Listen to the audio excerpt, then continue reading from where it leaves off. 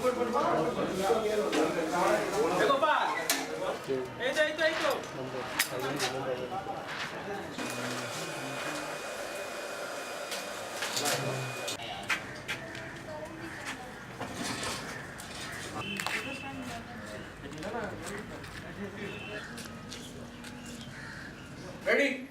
Ready. Super. Sound. Rolling. Camera. Rolling. Action.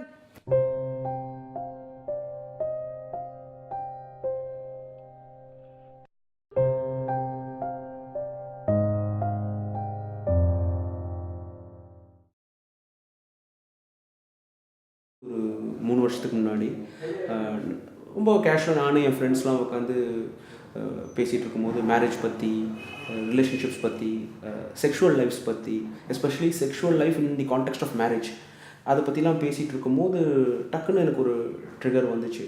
இன்றைக்கி இந்தியாவில் நீங்கள் பார்த்தீங்கன்னா செக்ஸ் பற்றி பேசுகிறது ஸ்டில் அ டேபு. மேரேஜ் கான்டெக்ஸ்ட்டில் போயிட்டு ஃபார் எக்ஸாம்பிள் ஒரு ஆண்கிட்டையோ ஒரு பெண்கிட்டையோ போயிட்டு உன்னோட மேரேஜ் லைஃப் எப்படி இருக்குது, உங்களுடைய செக்ஷுவல் லைஃப் எப்படி இருக்குன்னு நீங்கள் கேட்டிங்கன்னா யாரும் அதை பற்றி பேச தயங்குவாங்க, யாரும் அதை பற்றி அவ்வளோ பேச மாட்டாங்க. ஆனால் நீங்கள் கோர்ட்டுக்கு போய் பார்த்தீங்கன்னா நிறைய டிவோர்ஸ் கேசஸ் இன்றைக்கி வந்து people are filing divorce cases because they're not happy with their sexual lifes. So அது வந்து ஒரு முரண்பாடு, ஒரு டைகாட்டமி.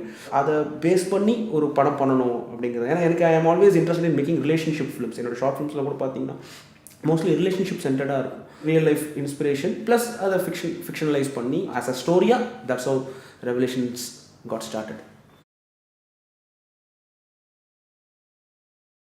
இல்லை, இந்த கதை நான் ஸ்கிரிப்ட் எழுதும்போதே தெரியும் இந்த படத்தை வந்து நான் எந்த ப்ரொடியூசர்கிட்டையும் போயிட்டு காசு கேட்க முடியாது. ஏன்னா வந்து thing is it's not a commercial film, it's going to be independent film and it's going to be art house film.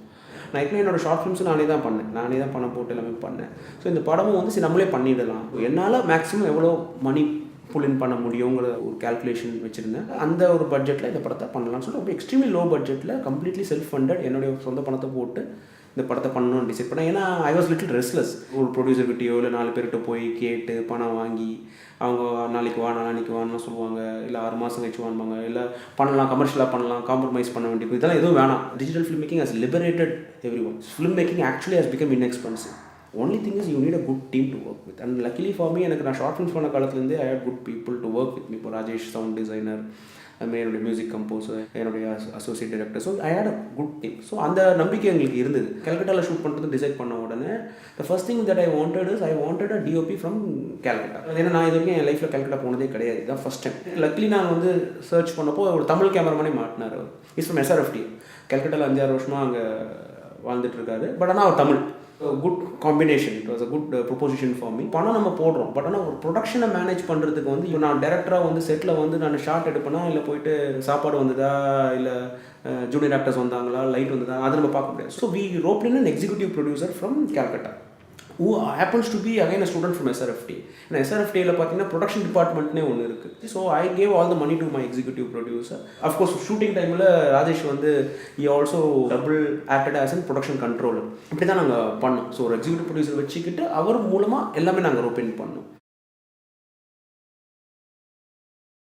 Script எழுதும் போது கல்கட்டா, ஃபஸ்ட் டிராஃப்ட் எழுதும் போது கல்கட்டா இல்லை. இதே மனோகரோ இதே ஷோபாவோ சென்னையில் இருக்காங்க, இல்லை திருச்சியில் இருக்காங்க, இல்லை கோயம்புத்தூரில் இருக்காங்கிறதுக்கு பதில் ஷோபா எஸ்பெஷலி நீங்கள் எடுத்துக்கிட்டிங்கன்னா ஒரு லைஃப்லெஸ் மேரேஜில் இருக்கிறா, அவள் குடும்பத்தை விட்டு ரொம்ப தொலைவில் ஒரு ஊரில் இருக்கிறா. அந்த மாதிரி இருந்தால் நல்லாயிருக்கும்னு நான் நினச்சேன். அந்த ரிலேஷன்ஷிப் டைனமிக்ஸ்க்கு ஒரு வேறு ஒரு டெக்ஸ்டர் கொடுக்கணும்னு நான் நினச்சேன். சரி, அப்போ அந்த ஏலியன் சிட்டி எதுவாக இருக்காங்களங்கிறப்போ எனக்கு ஃபஸ்ட்டு மைண்டில் வந்தது கல்கட்டா தான். அதை நான் எப்போ சொன்ன மாதிரி நான் பார்த்த சினிமா லிட்ரேச்சர் அதோட தாக்கம் என்னன்னு தெரியல. ஏதோ நம்ம கல்கட்டாவுக்கு போனோம், அங்கே இருக்கிற விஷயங்கள்லாம் ஷூட் பண்ணிட்டு வந்தோங்கன்னா it will become cosmetic. Calcutta for me is a city of dichotomy. இன்றைக்கும் கல்கட்டா நீங்கள் போனீங்கன்னா புதுமையும் பழமையும் கலந்த ஒரு கலவையாக தான் இன்றைக்கி அந்த சிட்டி இருக்குது. நார்த் கல்கட்டாவுக்கும் சவுத் கல்கட்டாவுக்கும் அவ்வளோ டிஃப்ரென்ஸ் இருக்கும். சால்ட் லேக் ஏரியா அது வேறு மாதிரி இருக்கும். அந்த கலர் அந்த சிட்டிக்கு உண்டான ஒரு யூனிக்கான ஒரு கலர். ஸோ அதையெல்லாம் அந்த கதைக்குள்ளே கொண்டு வரணும்னு நினச்சப்போ தான் அந்த ராக் பேண்ட் விஷயங்கள் அது எல்லாமே அந்த கதைக்குள்ளே வந்தது. ஆஸ் மச் அஸ் பாசிபிள் ரியலிஸ்டிக்காக இருக்கணுங்கிறது தான் என்னுடைய இது. ஏன்னா இந்த படத்தில் பார்த்தீங்கன்னா ஹார்ட் ஒர்க்குன்னு பெருசாக எதுவும் கிடையாது. அந்த வீடை வந்து கொஞ்சம் பெயிண்ட் பண்ணியிருப்போம், ஜஸ்ட் டு கிவ் இட் ஒரு வேறு ஒரு கலர் டோன் வரணுங்கிறதுக்காக, வேறு ஒரு விஷுவல் ஸ்கீமாக இருக்கணுங்கிறதுக்காக பண்ண விஷயங்கள். ஏன்னா இந்த படம் வந்து ரொம்ப சின்ன பட்ஜெட்டில் பண்ணதுனால எங்களுக்கு வந்து மாதக்கணக்கில் ப்ரீ ப்ரொடக்ஷன் பண்ணுறதுக்கான ஒரு லக்ஸுரியோ அதெல்லாம் எங்களுக்கு இல்லை. I was sitting in Chennai. My DOP was sitting in Calcutta and my production designer was from Pune. Communication was a big problem for me. Shooting நடுவுல we had small breaks. அந்த breaksல we had lot of discussions. அந்த discussionsல எது பண்ணலாம் எப்படி பண்ணலாம்ங்கிறது தான் பண்ணோம். சில விஷயங்கள் ட்ரையல் அண்ட் எரர்ல பண்ணோம். பிரிட்ஜில் ஒரு ஷாட் வரும், அது வந்து ஸ்கிரிப்டில் இல்லை. அவங்க பைக்கில் போகிறாங்க, பிரிட்ஜில் போகிறாங்க, பின்னாடி அந்த லைட்ஸ் இருக்குது, அதெல்லாம் வந்து இட் வாஸ் நாட் டிசைடட். நாங்கள் அங்கே ஷூட் பண்ணலான்னு போனப்போ அந்த பிரிட்ஜை நான் பார்த்தேன். ஸ்டார்டிங்கில் வந்து அவங்க மேரேஜை வந்து ஒரு ஒரு ஒரு நார்மல் மேரேஜாக, ஒரு சக்ஸஸ்ஃபுல் மேரேஜாக நான் வந்து டிசைவ் பண்ணணும்னு நினச்சேன். அந்த மேரேஜுக்குள்ளே இருக்கிற காம்ப்ளிகேஷன்ஸ் என்னங்கிறது படம் போக போக தான் தெரியும். பட் ஸ்டார்டிங்கில் அந்த மேரேஜை வந்து ஒரு நார்மல் மேரேஜாக காட்டணும்னு நான் நினச்சேன். அதுக்கு I needed that one shot. இது அது அந்த ஸ்பாட்டில் போய் அந்த பிரிட்ஜை பார்த்த உடனே நாங்கள் டிசைட் பண்ணோம். ப்ளஸ் அந்த பிரிட்ஜ் ஷாட் எடுத்து முடிச்சுட்டு நாங்கள் போஸ்ட் ப்ரொடக்ஷன் பண்ணும்போது அந்த பிரிட்ஜில் அவங்க போகிறாங்க, பின்னாடி பார்த்தீங்கன்னா அந்த பிரிட்ஜ் வந்து கம்ப்ளீட்டாக லைட் இருக்கும். அது பார்த்தோன்னா அந்த லைட் இதெல்லாம் பார்க்கும்போது ஜாஸ் பண்ணால் நல்லா இருக்கும்னு மியூசிக்கை டிசைட் பண்ணோம். சில விஷயங்கள் பிளான் பண்ணி போனோம், சில விஷயங்கள் ரொம்ப அதான் சொன்னேன், ஹாப்பி ஆக்சிடென்ட்ஸ் நிறைய இருந்துச்சு இந்த படத்தில்.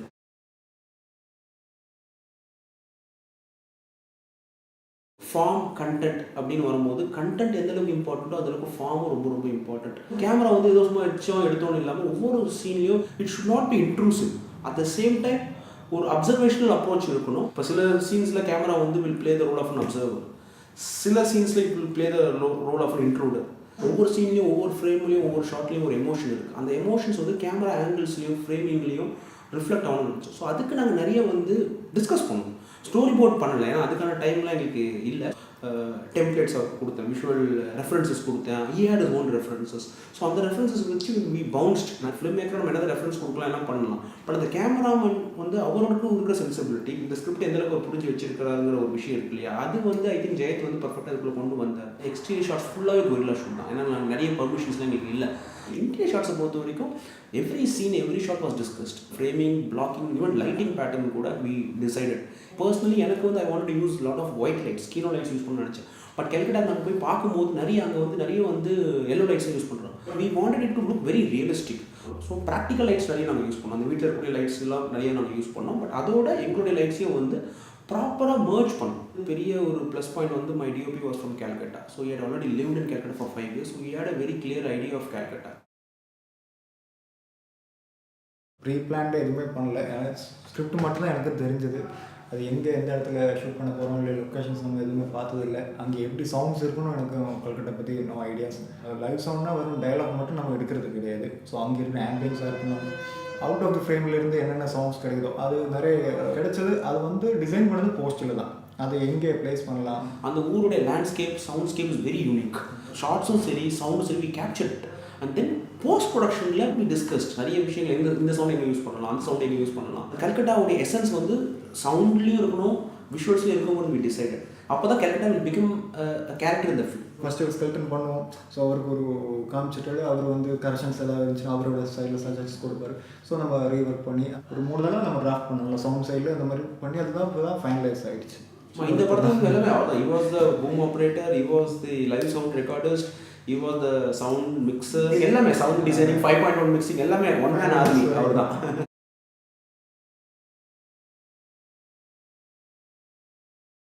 இல்லை, எனக்கு தெரிஞ்சு சிங் சவுண்ட் பண்ணாத ஒரே film industry Tamil film industry தான் நான் நினைக்கிறேன். ஏன்னா நம்ம எல்லாருமே வந்து பார்க்குற வேர்ல்டு ஃபிலிம்ஸ் ஆகட்டும், எல்லாமே வந்து ஹாலிவுட் ஆகட்டும், பாலிவுட் கூட பார்த்தீங்கன்னா எல்லாமே சிங் சவுண்ட் தான் மோஸ்ட்லி பண்ணுறாங்க. அந்த டெக்ஸ்டர், அந்த குவாலிட்டி, அந்த சவுண்டு வந்து என்ன தான் நம்ம பண்ணாலும் வந்து அது டப்பிங்கில் கிடைக்காது. லைவ் சவுண்டில் இருக்கிற அந்த இம்பர்ஃபெக்ஷன் கூட இட் ஹேஸ் அ பியூட்டி, அது ஒரு குவாலிட்டி இருக்குது, ஒரு டெக்ஸ்டர் இருக்குது. ஸோ நான் என்னோடய ஷார்ட் ஃபிலிம்ஸும் நான் சிங் சவுண்ட் தான் பண்ணேன். ஸோ அப்போ தான் ராஜேஷ் எனக்கு பழக்கமானார். தமிழில் சிங் சவுண்ட் பண்ணுறாங்க, ஆனால் என்னென்னா ஒரு 100 ஃபிலிம்ஸ் எடுத்தாங்கன்னா அதில் ஒரு ஃபிலிம் தான் இருக்கும். நிறைய பேர் ட்ரை பண்ணியிருக்காங்க, அதில் என்னென்னா ஃபெயிலியர் ஆகிருக்கு. அதனால பண்ணுறதுக்கு வந்து பயப்படுறாங்க. சிங் சவுண்டுக்கு வந்து பயங்கரமாக செலவு பண்ணணும், அந்த மாதிரி ஒரு ஐடியாவில் இருக்காங்க நிறைய பேர். கம்பேரிஷன் ஆக்சுவலாக பண்ணக்கூடாது. அது வந்து நீங்கள் சிங் சவுண்ட் பண்ணணும்னா சிங் சவுண்ட் அதுக்கு வந்து பட்ஜெட் போகக்கூடாது. ஆனால் கம்பேர் பண்ணி பார்த்தா கூட உங்களுக்கு வந்து பெரிய டிஃப்ரென்ஸ் கிடையாது பட்ஜெட்டில். நான் சொல்கிறேன், இங்கே வந்து நம்ம க்ரியேட் பண்ணலாம் அந்த. ஏன்னா இப்போ ரெவலேஷன்ஸு இப்போ போன வருஷம் 2-3 படங்கள் சிங் சவுண்ட் பண்ணியிருக்காங்க. கமர்ஷியல் படங்கள் இப்போ பண்ண ஆரம்பிச்சிருக்காங்க. அது கொஞ்சம் கொஞ்சமாக டெவலப் ஆகும்னு நினைக்கிறேன். ஒரு 2-3-5 இயர்ஸில் வந்து சிங் சவுண்ட் உள்ளே வந்துடும். வரும்போது எங்களுக்கு கொஞ்சம் ஹாப்பியாக இருக்கும். நிறைய பேர் இல்லை எனக்கு தெரிஞ்சு சிங் சவுண்ட் பண்ணுறதுக்கு இங்கே தமிழ் இண்டஸ்ட்ரியில். மொத்தம் ஒரு 10 பேர் தான் இருக்காங்க. அந்த 10 பேரில் ஒருத்தராக நானும் இருக்கிறது எனக்கு ஹாப்பியாக இருக்குது.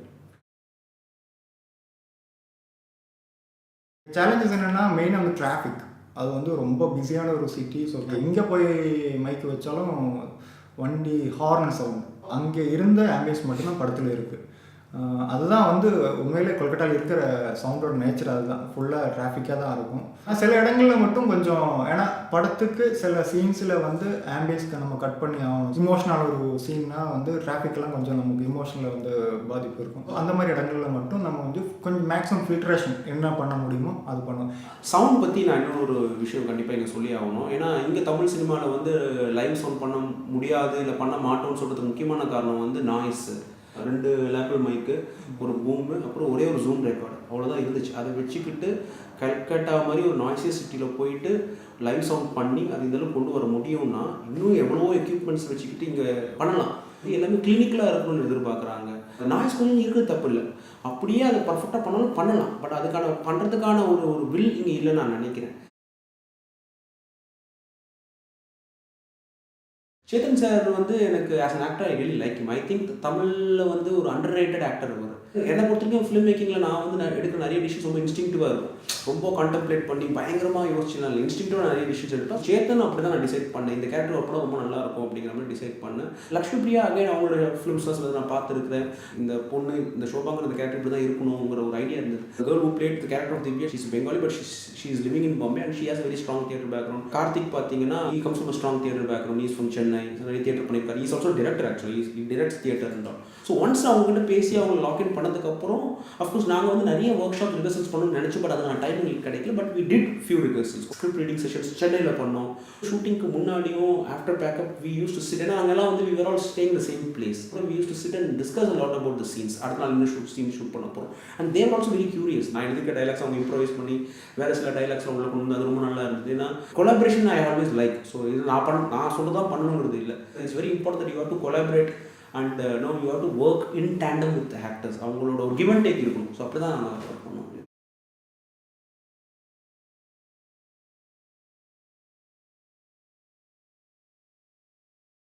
ரைட்டிங் ஃப்ளாஸ் இல்லைன்னு நான் சொல்லவே மாட்டேன். கண்டிப்பாக இல்லை, ரைட்டிங் ஃப்ளாஸ் இருக்குது. ஏன்னா I don't consider my self as an writer. I am an accidental writer.